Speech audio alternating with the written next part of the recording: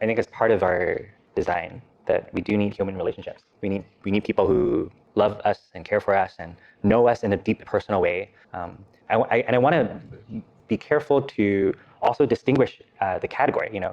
That we have spiritual needs, but we also have human connection needs, and God has designed us that way. A single person unto the Lord, I don't think he can thrive if he has a deep, intimate relationship with God, but no one else, no human friendships. I don't think that's healthy. Yeah. Yeah. I mean, right. Yeah. I was gonna ask a follow-up question, but even the Apostle Paul in his last letter, 2 Timothy chapter 4, Timothy, come quickly.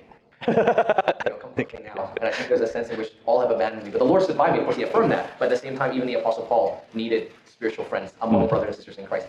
I think one is like the depth of friendship that I'm talking about is so rare that I think it's hard to find example to really, for me to communicate to you what these close friendships really look like on the day-to-day. But I think it's possible to be so blessed with friends. But you got to invest in them. You have to invest in them, yeah. They didn't just happen to you. Yeah.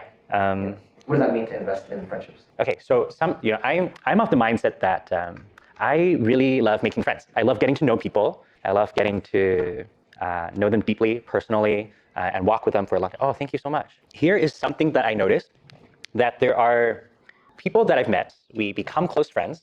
They're single at the time. Later, they find a relationship, a partner, and then their time availability, they rightly so have to allocate a lot of time. I think a healthy marriage relationship, you should at least give half of yourself to that person, and that person will reciprocate. I think that's a level of like commitment in terms of your time and mental availability to make a healthy, loving relationship. But then part of that as well is I noticed that there are people who have friends kind of almost as placeholders, if you will, and then to satisfy a temporary sense of loneliness. But then when they find their partner, then they no longer need friends. So I've kind of noticed this pattern in the world. Okay, I'm not accusing anyone. This is just a pattern that I noticed, that some people make friends as a placeholder for their romantic future partner.